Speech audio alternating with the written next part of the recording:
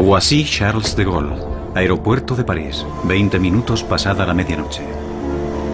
El último vuelo del día acaba de aterrizar y los equipos de mantenimiento se disponen a repintar la pista. Tiene poco que ver con la aviación y mucho con el cambiante aspecto de la Tierra.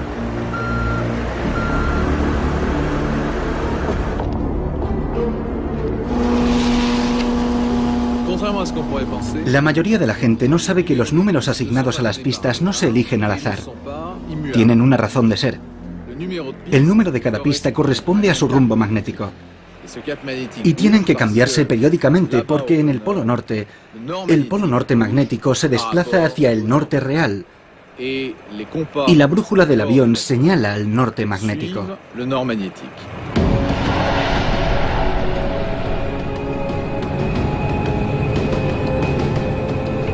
Aunque cueste creerlo, el polo magnético se mueve.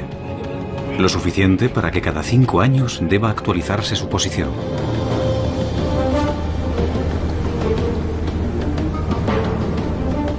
Un selecto y audaz grupo de científicos viaja al Ártico y a su glacial océano para determinar exactamente dónde está el polo. 2 veteranos científicos llevan a cabo esta tarea desde hace 30 años, el geofísico canadiense Larry Nuit y el geólogo francés Jean-Jacques Orgeval. Empecé con la expedición del 73 y desde entonces he participado en todas. En el 84 estaba aquí. Encontrar el polo magnético es vital para todos los navegantes del mundo. Por extraño que parezca, la Tierra tiene 2 polos norte y ahora se encuentran a 700 kilómetros de distancia. El polo geográfico es el eje de rotación de la Tierra, pero es el polo magnético el que atrae las agujas de las brújulas y el polo que ahora está en movimiento. En esta latitud, el movimiento constante del hielo, combinado con los efectos del calentamiento global, convierte un aterrizaje en algo extremadamente peligroso. La banquisa es como un trozo de queso viejo repleto de grietas. La capa de hielo se mueve, se cierra y se abre. Cambia constantemente. Espero que el piloto encuentre un lugar seguro para aterrizar. Hace 30 años nunca veías el hielo en este estado. No había tantos agujeros. La superficie no es el único problema. Junto al polo, el campo magnético es casi vertical, lo que significa que la brújula del piloto ya no funciona. Hay que tomar el control y mantener el rumbo del avión. Se ve obligado a valerse del sol y de un antiguo sextante para orientarse. Ahora tiene que encontrar un lugar seguro en el hielo para aterrizar. El piloto acerca el Twin Otter al suelo.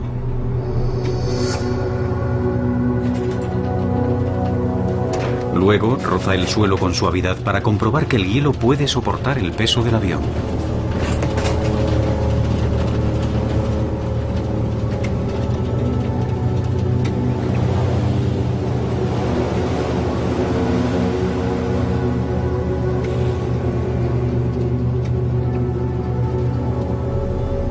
Tras varios intentos, el piloto se arriesga a aterrizar.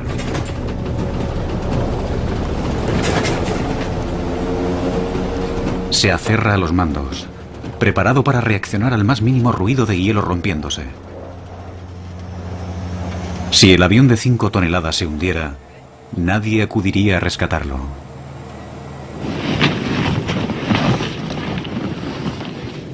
Tened cuidado con los animales de 4 patas por aquí. Yo no he visto ninguno. Pero los hay. A veces se esconden. Es un rifle del calibre 12.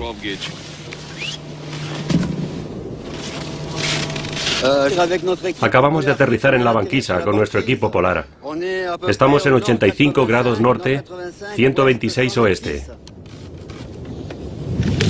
Un magnetómetro medirá la intensidad, la dirección y la inclinación del campo magnético. Este instrumento está conectado a un teodolito óptico con el que los científicos calculan su situación respecto al Sol. Está bien. Aquí arriba, la vieja y precisa brújula de Jean-Jacques Orgeval no funciona. La aguja no señala al norte real, porque aquí no hay a dónde señalar. El norte real está debajo de nuestros pies. A pesar de estar a 17 grados centígrados bajo cero, Larry Nuit va a tener que quitarse el abrigo. Y el reloj y las llaves, cualquier cosa metálica o magnética. Es la única forma de hacer una medición precisa. Esta operación se repetirá por toda la presunta región del polo. Solo entonces los dos expertos podrán determinar la posición oficial del polo magnético.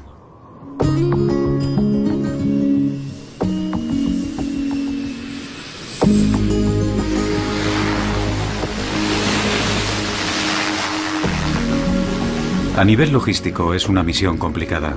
El avión necesita repostar y eso significa que tiene que aterrizar otro avión.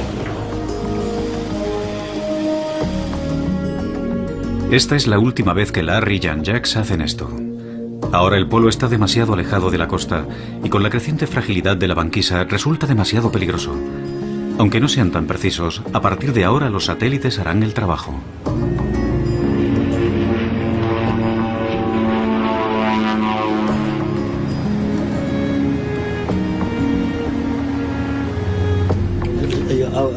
Antes de 1994, el polo ya se desplazaba unos 10 kilómetros al año de forma constante. En el 94 nos dimos cuenta de que estaba empezando a acelerarse hasta unos 15 kilómetros al año. Y en 2001 descubrimos que se había acelerado hasta unos 50 kilómetros al año. 50.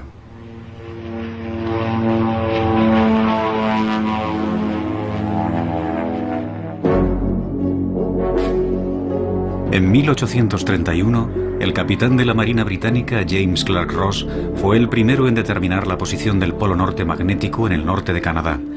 Desde entonces, el polo magnético se ha desplazado, increíblemente, 2000 kilómetros. Los nuevos cálculos demuestran que ahora se desplaza entre 55 y 60 kilómetros al año. Y si nada cambia, alcanzará Siberia en torno al año 2040.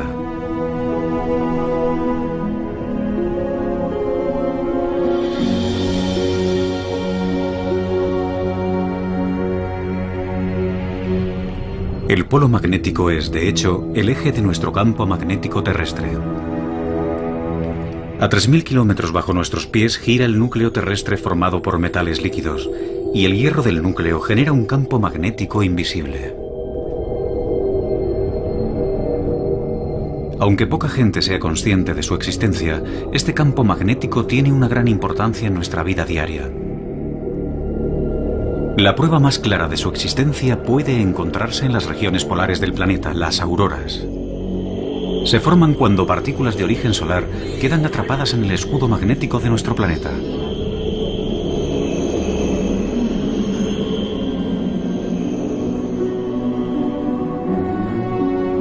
El escudo que rodea la Tierra a modo de burbuja protectora alcanza una altura de decenas de miles de kilómetros. Nos protege de partículas letales procedentes del espacio exterior e incluso de nuestro propio Sol.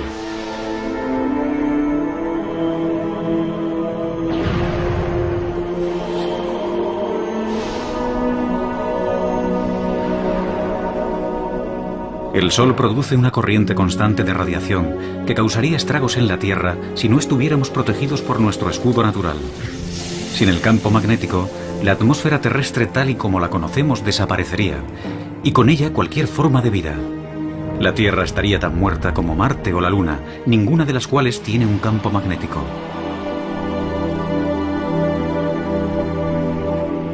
Pero la cuestión permanece. ¿Por qué se desplaza el polo magnético a tanta velocidad? ¿Y dónde terminará?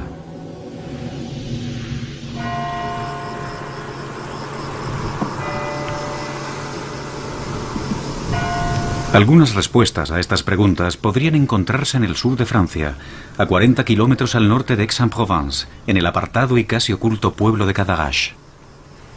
Aquí se encuentran unas importantes instalaciones de la CEA, la Comisión de la Energía Atómica Francesa, donde se desarrolla la cuarta generación de centrales nucleares. No es un lugar en el que se pueda entrar fácilmente.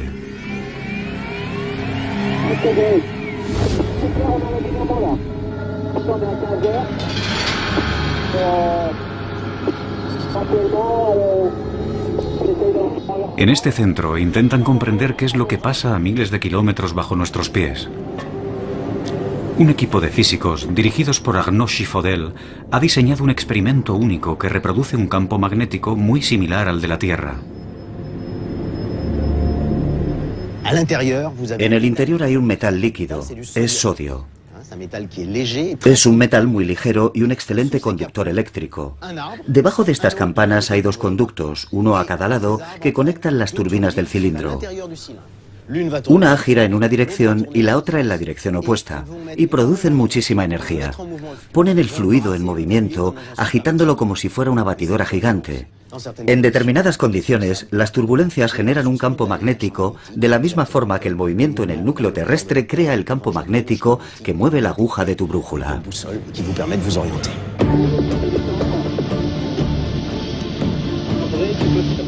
En el año 2006 se necesitaron meses de preparativos antes de que el equipo estuviera preparado para reproducir el campo magnético de la Tierra. Es un experimento muy peligroso. El sodio líquido en el interior de las turbinas es muy inestable, explota en contacto con el agua y se incendia si es expuesto al aire.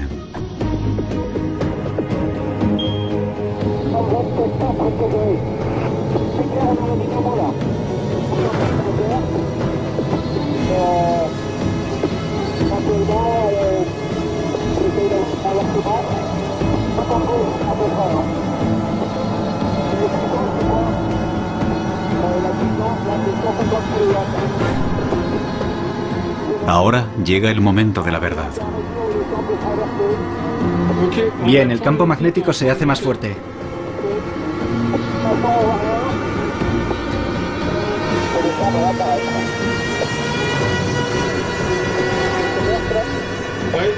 Acaba de empezar.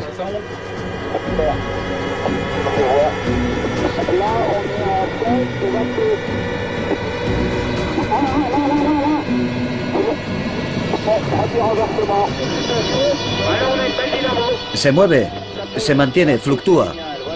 Bien, está en positivo, no lo pierdas de vista. Vamos a intentar hacer un par de mediciones. Los resultados son elocuentes. No solo han vuelto a replicar una vez más el campo magnético, también el campo se ha invertido. Y lo ha hecho más de una vez. Empezó a fluctuar en torno a estos valores y enseguida observamos la primera inversión. De repente volvió a cero y siguió en la otra dirección, y así más veces. Así que se invirtió de forma espontánea en una y otra dirección. La cuestión ahora es, ¿podría pasar lo mismo en el mundo real? ¿Podría el campo magnético terrestre y por lo tanto su polo magnético invertirse? ¿Podría darse la vuelta? La respuesta podría estar en el fondo del Océano Atlántico. A lo largo de millones de años se han depositado sedimentos en el fondo marino. Muchos son de origen volcánico. Algunos de estos sedimentos contienen partículas metálicas. Al depositarse, señalan hacia el norte y nos dicen dónde estaba el polo en ese momento de la historia. El Marion Dufresne es el barco de investigación del Instituto Polar francés. Está equipado con una enorme máquina perforadora que puede penetrar en el fondo marino a 6.000 metros de profundidad.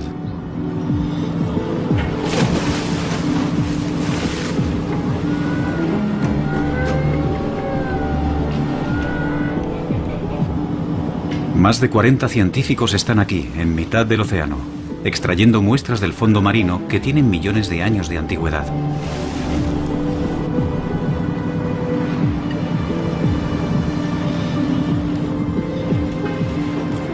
Es un trabajo muy delicado y físicamente exigente. Cada hora, la perforadora saca a la superficie pequeñas secciones del lecho marino. Los científicos creen que estas muestras podrían haber registrado la posición del polo magnético a través del tiempo geológico.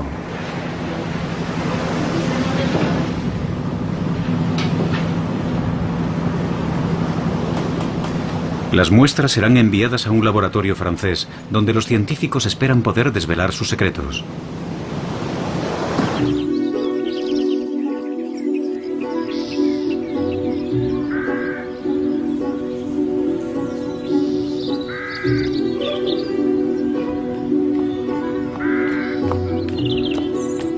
Catherine Kissel trabaja aquí, en este castillo del siglo XVIII de Gif-sur-Yvette, al sudoeste de París, un elegante campus del Centro Nacional de Investigación de Francia. Hoy es un día importante para ella y su equipo.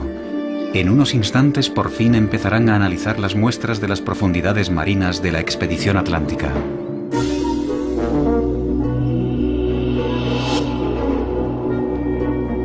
Los sótanos del castillo son perfectos para conservar las muestras de sedimentos que los científicos franceses han recogido por todo el mundo desde el comienzo del siglo XX. Vamos a abrirlo.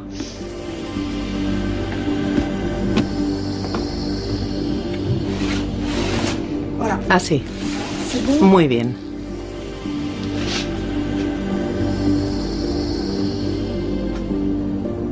Los sedimentos son cuidadosamente cortados e introducidos en una máquina que medirá las propiedades magnéticas de las muestras.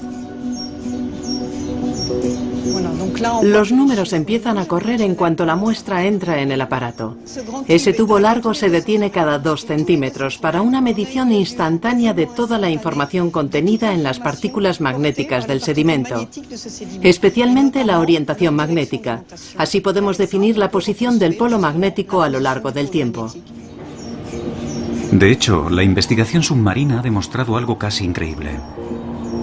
El análisis de los sedimentos marinos demuestra que el polo norte magnético no solo se ha movido, también se ha invertido por completo. Actualmente los científicos creen que a lo largo de 250 millones de años, los polos se han invertido completamente más de 300 veces. En una sección como esta, a veces detectamos una inversión de los polos. En un extremo del testigo, todas las partículas señalan en una dirección, por ejemplo, el polo norte, y en el otro extremo señalan al sur. Entre los dos, encontramos el mecanismo de inversión magnética que puede observarse con mayor o menor detalle dependiendo del grosor del sedimento correspondiente a la inversión. El polo magnético se desplaza de norte a sur y viceversa aproximadamente cada 250.000 años.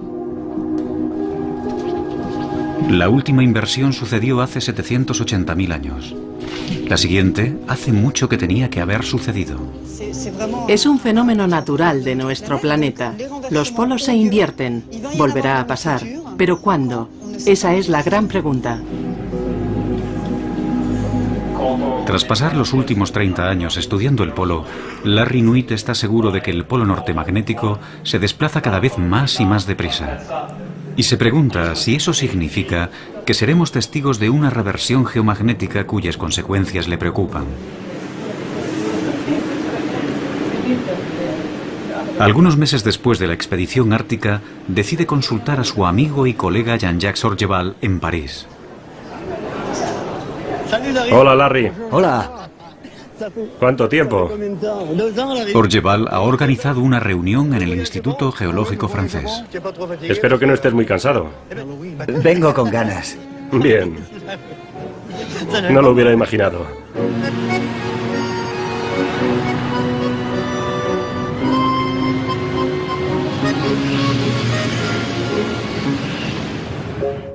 Hace más de un siglo que los científicos estudian aquí el núcleo magnético terrestre. Hola, Larry. ¿Cómo te va? No me va mal. ¿Qué tal el vuelo? El geofísico Gauthier Hulot es el especialista en la materia más respetado.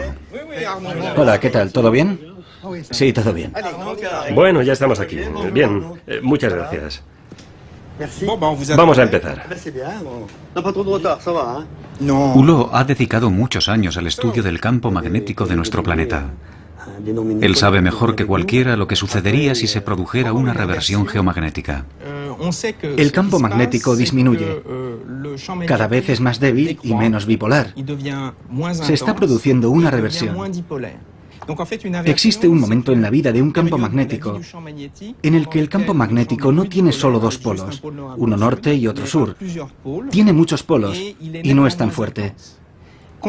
Cuando la gente piensa en una inversión de los polos, imagina que el norte magnético empieza a desplazarse hacia el sur y que el polo sur magnético empieza a desplazarse al norte.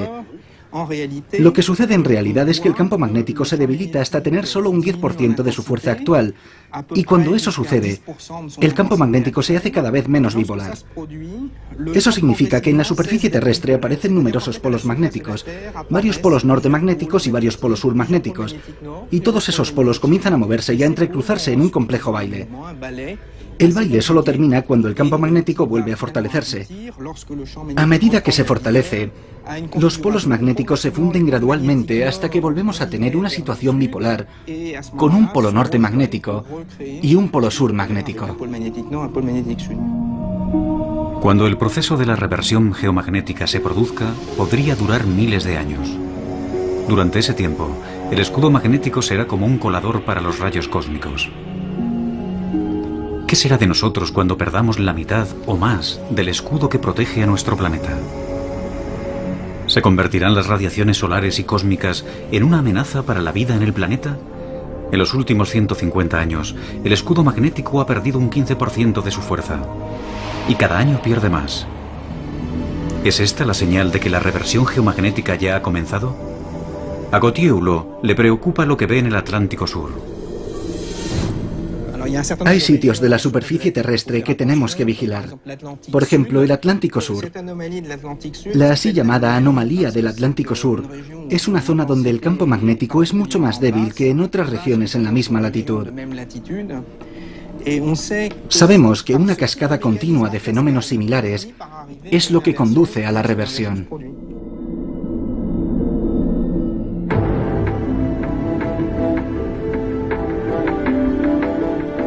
Nuestro polo errante está reduciendo la fuerza de nuestro escudo magnético y los científicos controlan el campo magnético cada día.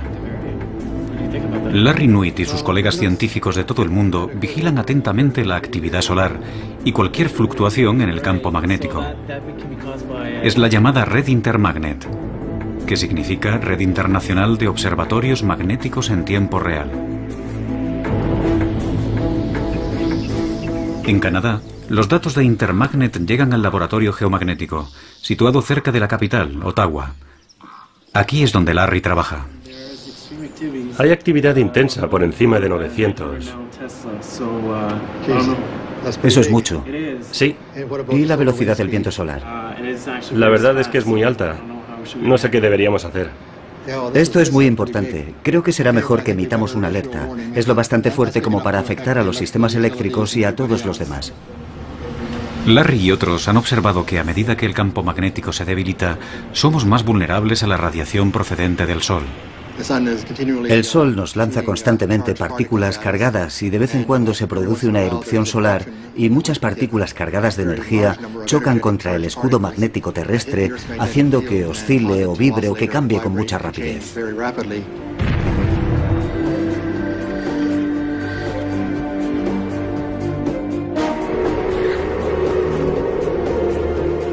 Ahora, en las latitudes más septentrionales, el escudo es mucho menos eficaz y los efectos de las tormentas solares mayores. 1994. La actividad solar daña un satélite canadiense, el Anique 2, interrumpiendo todas las comunicaciones en el norte de Canadá. 1989. Una tormenta solar provoca un apagón eléctrico en la provincia de Quebec. Debido a su proximidad al polo magnético, este sistema es muy sensible a las tormentas solares y a las variaciones en el campo magnético. En el oeste de Canadá, los oleoductos, vitales para la industria del petróleo y del gas, son sensibles al campo magnético terrestre. Sin la protección plena del escudo magnético, podrían producirse sobrecargas eléctricas, vertidos de petróleo, incendios y explosiones.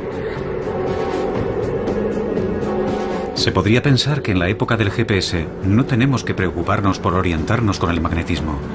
Pero el sistema GPS depende de los satélites y estos son vulnerables a las tormentas solares. Cuando se producen, los errores de cálculo llegan a alcanzar los 100 metros. Son malas noticias también para la industria de la perforación en alta mar, que precisa datos de posicionamiento exactos para mantener las plataformas en su lugar.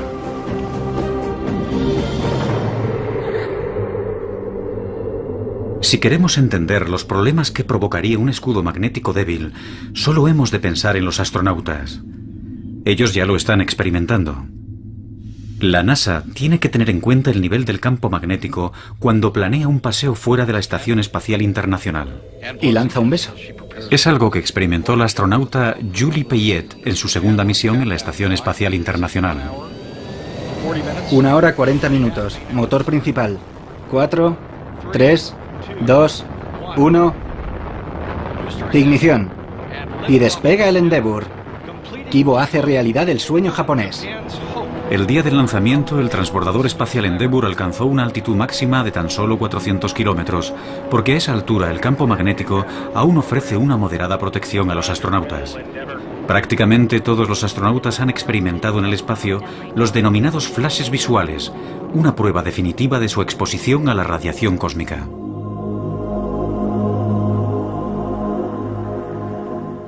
Debes mantener los ojos cerrados y adaptarte un poco en la oscuridad antes de poder percibir esos flashes de luz pasando por delante de tus ojos. Son como una estrella fugaz que pasa por delante de tus ojos. Es muy rápido, luego desaparece y solo hay oscuridad. No son muy numerosas, así que no es como fuegos artificiales o como un fogonazo. Es uno y luego tienes que concentrarte y puede que veas un segundo, tal vez. Experimentos realizados a bordo del transbordador espacial demuestran que esos fogonazos se producen cuando partículas del espacio exterior, cargadas eléctricamente, chocan con la retina en el ojo. Un par de experimentos más. Esto se llama Althea y mide las radiaciones cósmicas. Metemos la cabeza en este aparato y así podemos saber con precisión cuándo se produce una alteración visual con unos sensores que miden el impacto de la energía cósmica. Si sabemos que la actividad solar va a ser especialmente intensa, que lanzará partículas cargadas hacia la Tierra y por lo tanto a la nave espacial en órbita, nosotros a veces nos protegemos en sitios de la estación.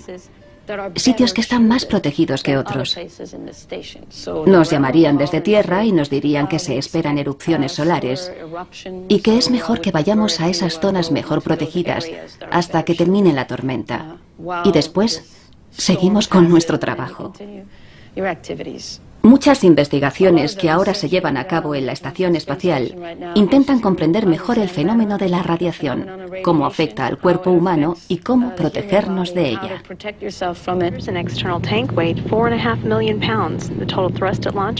Uno de los grandes retos de una misión tripulada a Marte es proteger a los astronautas de las radiaciones cósmicas durante los largos meses de viaje.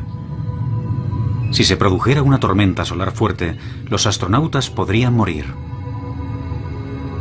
Los rayos cósmicos pueden penetrar prácticamente todas las superficies y atravesar el cuerpo humano.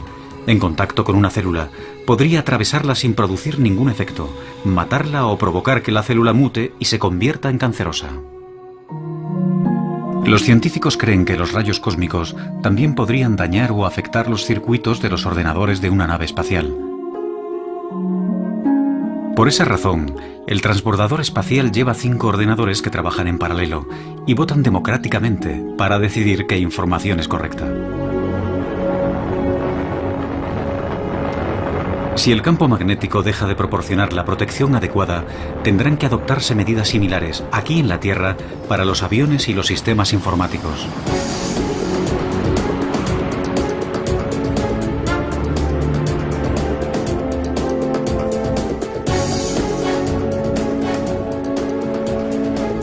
Si la gente que está más cerca de la superficie de la Tierra estuviera alguna vez expuesta al nivel de radiación que soportan los astronautas, el primero en saberlo sería Jean-François Botellier, del Instituto Francés de Radioprotección y Seguridad Nuclear. Hoy Botellier tiene una misión que cumplir. Está a punto de embarcar en un vuelo rumbo a Canadá. Creo que deberíamos separarnos aquí para pasar el control de seguridad. Nos veremos en el avión. Les damos la bienvenida al vuelo número F233. El tiempo de vuelo estimado es de 4 horas y 23 minutos. Sin duda, Jean-François Botellier no es un pasajero normal. Su equipaje incluye un ordenador que evaluará la exposición a las radiaciones cósmicas durante el vuelo. Este sistema ha sido desarrollado recientemente por la Autoridad de Aviación Civil francesa. Esto es lo que estamos midiendo. Los niveles inferiores registrados en tierra están ahí. Y la lectura aumenta con la altitud. A la altitud de vuelo, los niveles de radiación son de 10 a 15 veces más altos que en tierra. Y las partículas atraviesan la cabina del aparato. Y el detector dentro del aparato registra una señal. La Unión Europea exige que las líneas aéreas midan el nivel de radiación cósmica al que están expuestas sus tripulaciones. De hecho, deberán ser tratadas como trabajadores de la industria nuclear. En un vuelo transatlántico puede recibir la misma radiación que con una placa de rayos X.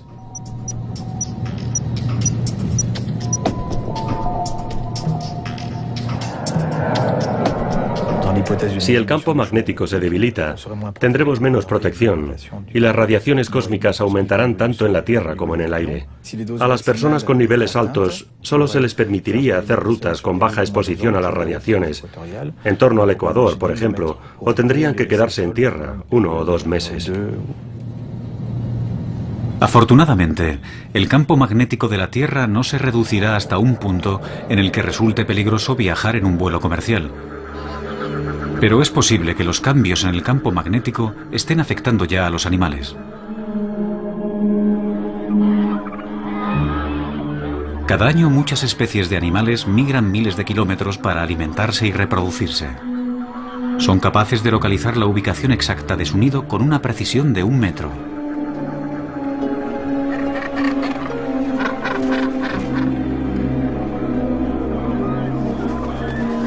Los científicos estudian la importancia del campo magnético en el asombroso sentido de la dirección de algunas especies. En las Islas Gloriosas, frente a las costas de Madagascar, en el Océano Índico, el biólogo del CNRS, Simon Benamou, estudia la conducta de las tortugas marinas.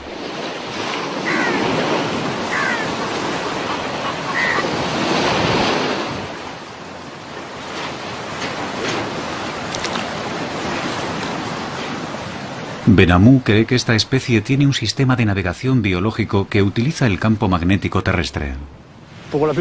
Una buena forma de comprobar cómo navegan estos animales es sacándolos de sus áreas de reproducción o de sus nidos y liberarlos a una buena distancia para ver cómo vuelven a casa. Para demostrar su teoría, captura ejemplares a los que coloca una radiobaliza que le permite seguir los movimientos vía satélite. Hay que evitar cualquier contacto. En las cabezas de algunas tortugas pegan un imán 100 veces más potente que el campo magnético terrestre. Está bloqueada.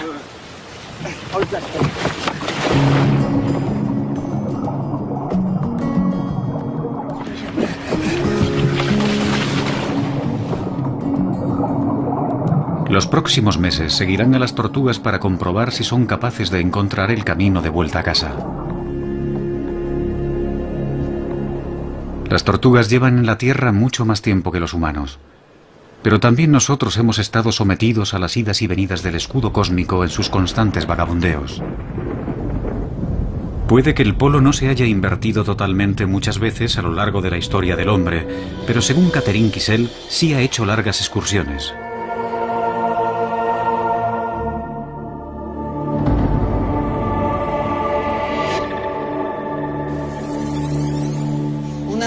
Esta es la lectura de una muestra del Atlántico Norte. Vemos el polo en una posición estable y de repente cambia a una posición absolutamente anormal cerca del Ecuador. Luego vuelve a la misma posición estable anterior. Es una excursión geomagnética acompañada de un descenso en la intensidad. El polo se mueve de norte a sur y vuelve al norte, pero por una ruta diferente. El polo magnético se desplaza al sur del Ecuador y luego regresa. Esto ha pasado varias veces en los últimos 40.000 años.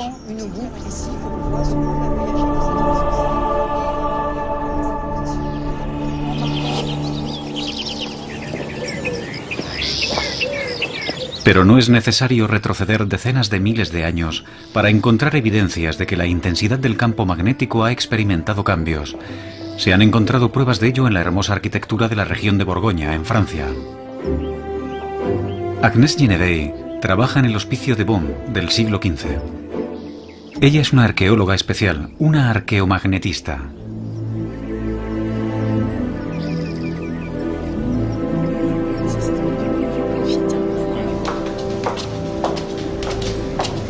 Hoy tiene una reunión con Bruno François, el conservador del museo. Espera lograr convencerle de que le deje un fragmento de una vieja baldosa de cerámica del suelo original. La necesita para poder elaborar un registro de las fluctuaciones del campo magnético terrestre en el pasado. El óxido terrestre de las baldosas le proporcionará esa valiosa información. Es un punto de referencia crucial. Intentamos determinar la intensidad del campo magnético congelado en estas baldosas cuando fueron fabricadas, entre 1448 y 1452.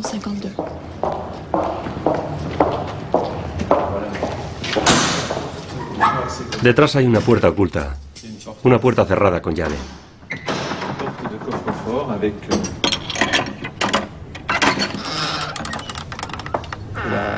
Esta es la famosa habitación con el suelo de baldosas original. Una se ha despegado. Puedes ver la calidad del material. Es maravillosa. Es perfecta para nuestro análisis. Es maravilloso. Vamos a salir.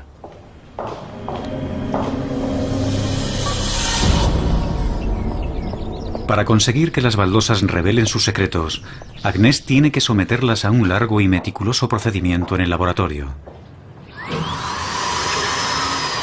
Para empezar, toma una muestra de la parte de atrás de una de las baldosas de Bonn. Larry y Jean-Jacques han sido invitados al laboratorio del Instituto de Geofísica para proseguir sus investigaciones.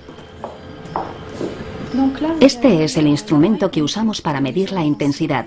Esto es un magnetómetro de vibración triaxial.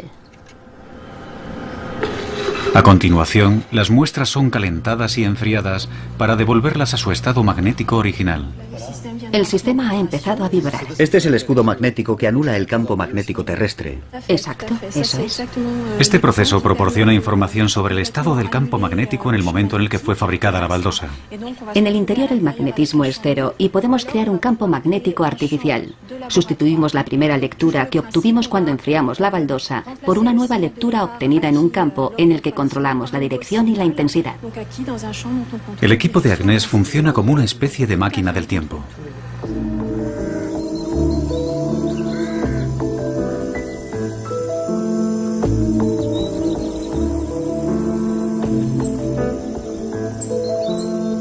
Agnès lleva a Larry y Jean-Jacques a conocer a su colega de investigación, Yves Gallet.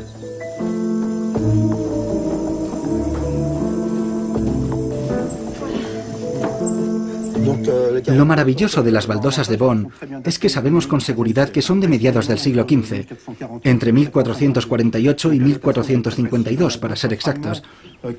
Tenemos otros fragmentos de diferentes partes del mundo, y lo más importante es que todos están datados con precisión.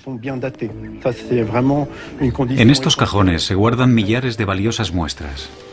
Cerámica antigua procedente de todo el mundo de investigaciones previas: Francia, Italia, Siria, Camboya, Brasil. Con mediciones precisas de las diferencias existentes entre sitios distintos en el mismo momento, por ejemplo de Francia y Brasil, podemos comparar la variabilidad, consiguiendo así información acerca del campo magnético terrestre.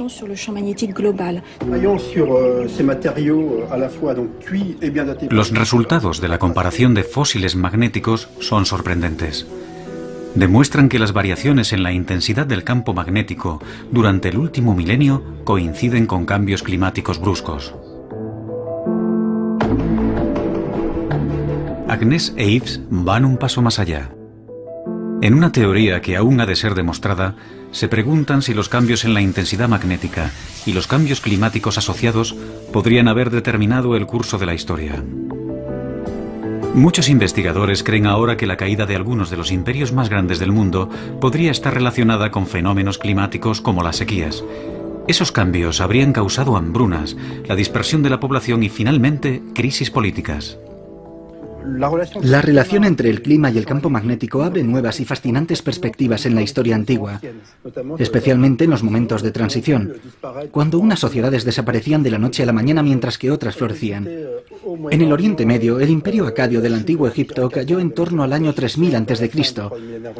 Y en Centroamérica, en Yucatán, la civilización maya desapareció en torno al año 1000 después de Cristo. Agnès e Yves creen que los cambios climáticos están conectados con las variaciones del campo magnético. Pero la cuestión es, ¿cómo están conectados? Tal vez la respuesta se encuentre en la formación de las nubes. La abundancia de nubes hace que la temperatura de la Tierra disminuya, ya que las nubes reflejan la luz del Sol. Por la misma lógica, la ausencia de nubes hace que la temperatura aumente. El campo magnético terrestre podría haber desempeñado un papel importante en las variaciones en la formación de nubes, y el grado de nubosidad podría haber causado fluctuaciones climáticas rápidas en los últimos 1000 años.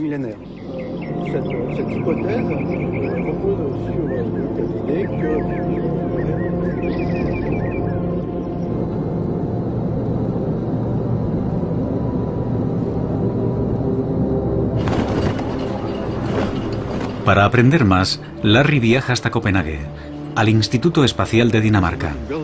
Aquí conocerá a Henrik Svensmark, quien trabaja en las relaciones entre los rayos cósmicos, las nubes y los cambios climáticos.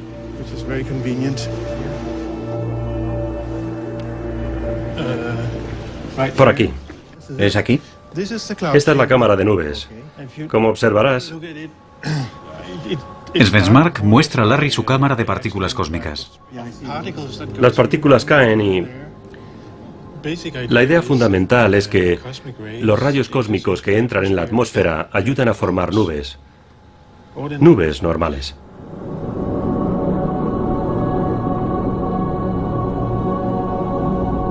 Los rayos cósmicos son partículas de alta energía que llegan del espacio exterior casi a la velocidad de la luz. Son más potentes incluso que los vientos solares. Si atraviesa el campo magnético, tiene que atravesar la atmósfera y entonces puede pasar. En esta cámara puedes ver el efecto de los rayos cósmicos. En la cámara, los rayos aparecen como estelas blancas. Svensmark cree que en la atmósfera el vapor de agua se condensa alrededor de estas estelas formando nubes. La forma en que esto sucede puede explicarse con un sencillo experimento. Tengo aquí una botella con un poco de agua. Si ahora cambio la presión y no hago nada más, no pasa nada. Pero si ponemos semillas de nubes, por ejemplo, poniendo dentro pequeñas partículas de humo, ya verás lo que pasa. Un poco de humo. Pongo un poco.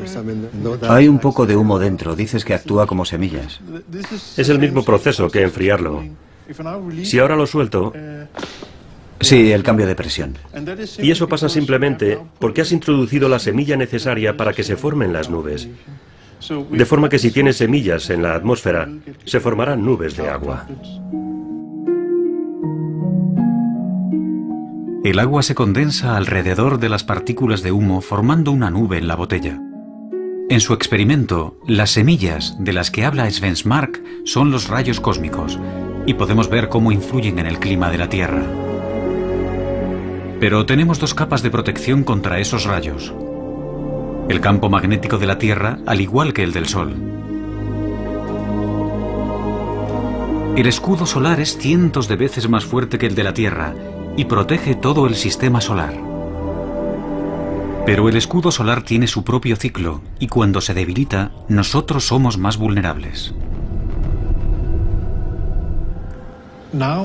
Ahora parece que el escudo o campo magnético del Sol está disminuyendo.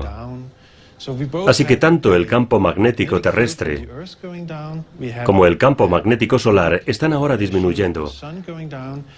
Los dos van en la misma dirección, y eso sugiere que en la actualidad nos encontramos en un período de enfriamiento de la Tierra. En este sentido, creo que la naturaleza demostrará lo importante que es comparado, por ejemplo, con las emisiones humanas de gases de efecto invernadero.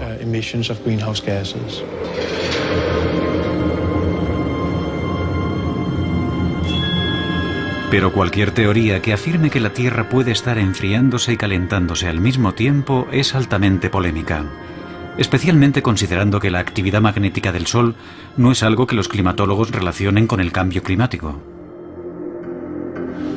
Podría ser que el debilitamiento de los campos magnéticos esté causando un enfriamiento de la Tierra y las emisiones humanas estén produciendo un calentamiento y que estemos en una competición por ver cuál es el más fuerte.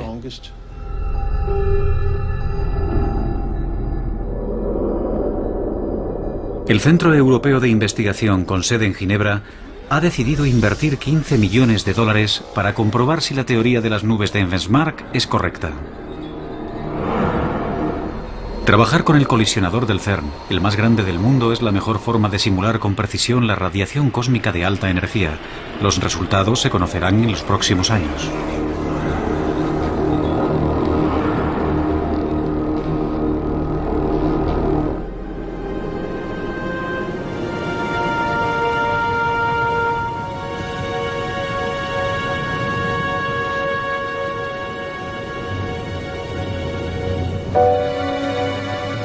¿Y qué ha sido de las tortugas de Simón Benamou? De regreso en Francia, tras su estancia en el soleado Océano Índico, Benamou se dispone a comprobar el itinerario de sus tortugas a través de su largo periplo marino. Estoy siguiendo los movimientos de una tortuga hembra liberada en el mar que intenta desesperadamente encontrar el camino de vuelta hasta su lugar de cría. Ha sido arrastrada por las corrientes, que son muy fuertes en esta zona.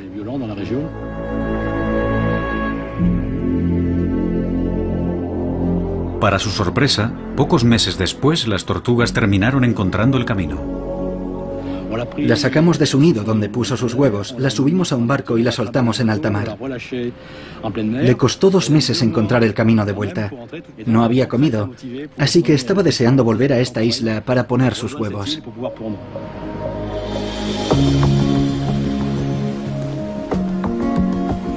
La investigación del Dr. Benamou demuestra que estos animales pueden, al final, confiar en otros mecanismos, como su sentido del olfato para encontrar su camino. Es un resultado tranquilizador, porque las tortugas se encuentran entre las especies más antiguas del planeta. Las tortugas ya han sobrevivido anteriormente a muchas reversiones geomagnéticas.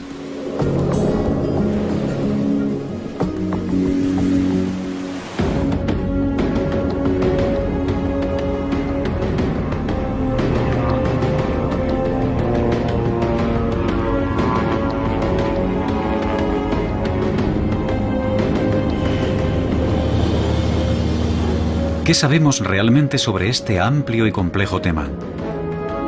Sabemos que el polo magnético se desplaza. Los científicos están seguros de que los polos se han invertido cientos de veces en el pasado y que volverá a pasar de nuevo en el futuro. ¿Qué efectos tendría un periodo de inestabilidad magnética en el mundo?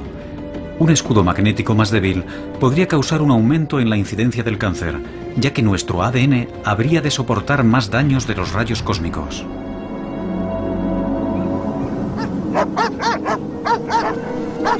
Quizás se produjeran extrañas fluctuaciones meteorológicas y cambios climáticos.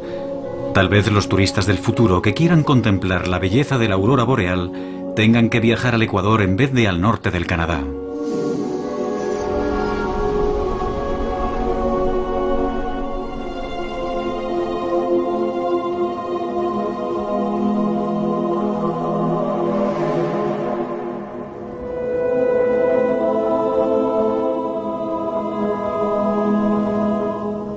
Lo que no sabemos es cuándo ocurrirá. ¿En 10 años? ¿En 10.000?